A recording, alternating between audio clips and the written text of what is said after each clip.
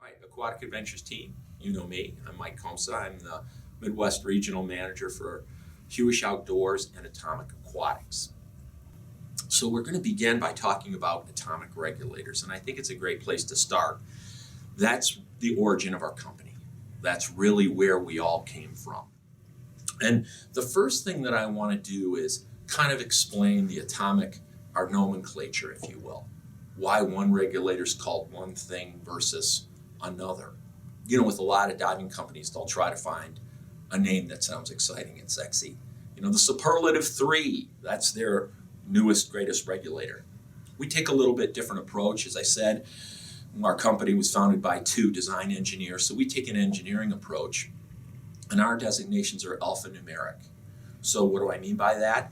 The first thing you're going to see is a letter followed by a number, and the letter is always going to be the first initial of the material that the regulator is made out of.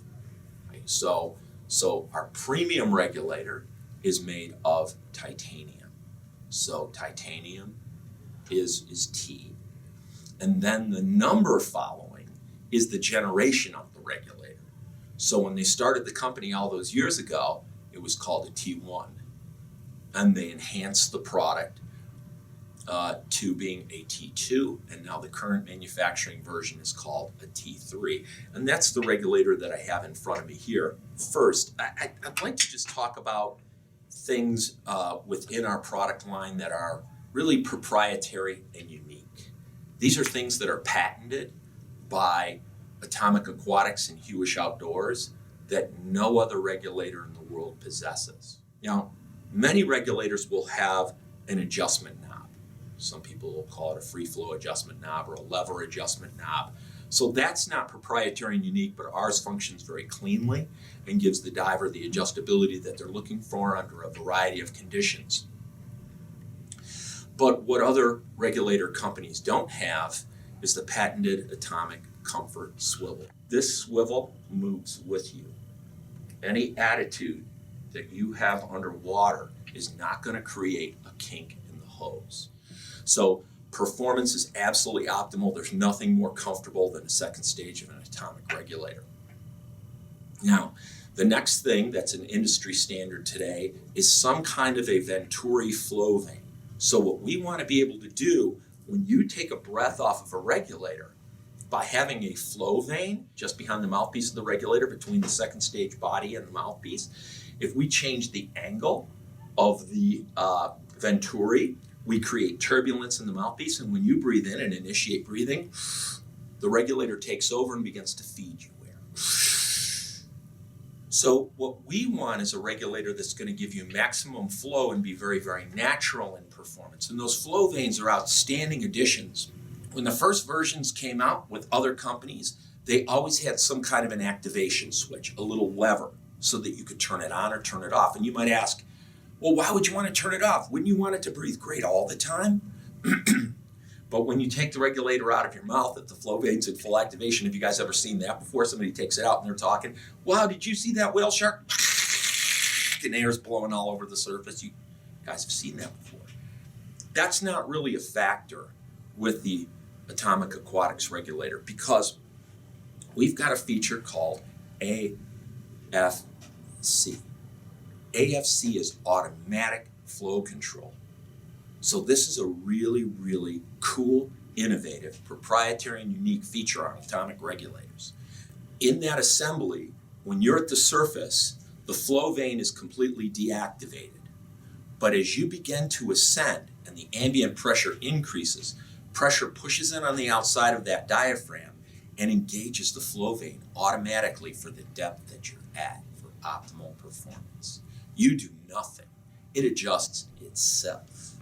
So when you're deep with an atomic regulator and the gas is thick, the regulator is going to perform to its absolute peak.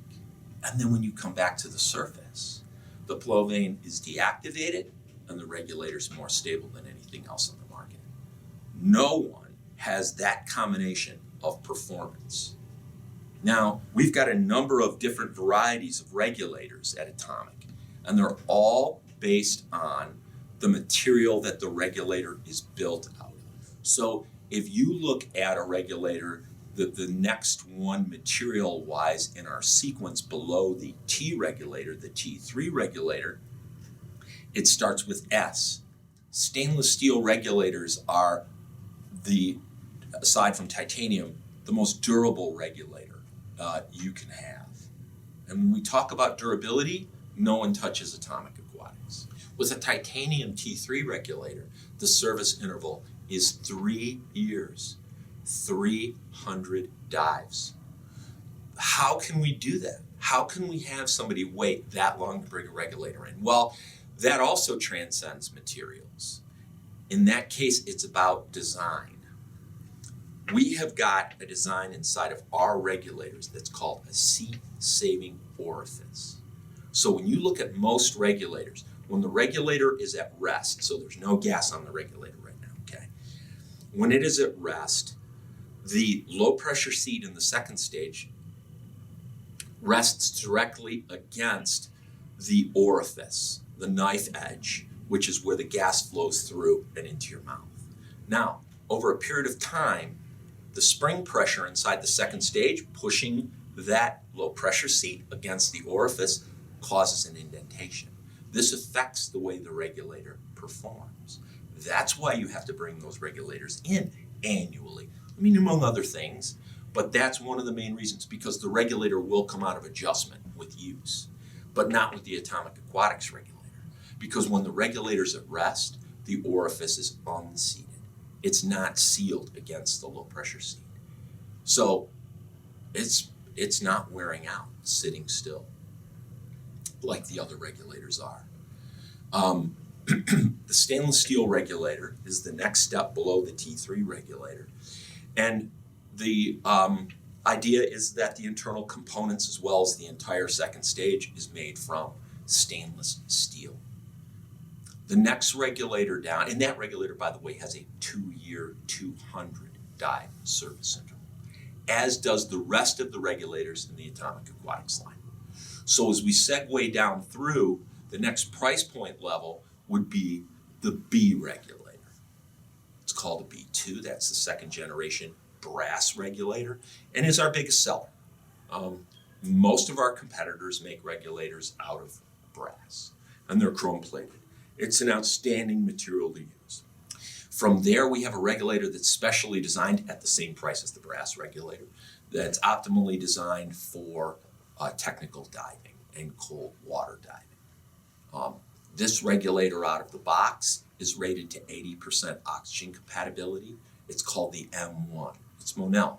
So we've got brass components, but we're using Monel alloy around the second stage in the regulator and other parts to give the regulator best cold water, best oxygen compatibility. It has something different than the comfort swivel. It has a heat sink. This is a band that's located between the low pressure hose and the second stage.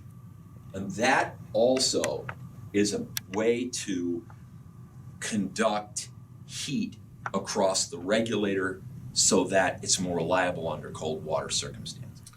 And from there, we go down into a regulator that begins with Z. The Z2 gives atomic performance at a budget. If we were going to go underwater, if we were both on a dive at 100 feet, and I had an atomic T3, and you were breathing an atomic Z2, the fact of the matter is that both of us would be breathing a regulator that would be performing exactly the same. You see, all of our regulators use exactly the same internal parts. The first stage kits and the second stage kits for the technician is the same for all of the regulators. When the diver selects an atomic regulator, what they're getting is superior materials in each stage. Whether you buy the best of the best, our premium product, or you go down into our more budget-oriented products, the performance of the regulator and breathability is the same. And some people will say, why in the world would somebody then spend $1,900 on a titanium regulator? And my answer is simple, because they can. They want the best regulator in the world. And it's kind of wild that for $1,900, you can buy the best thing made in the world to go scuba diving with.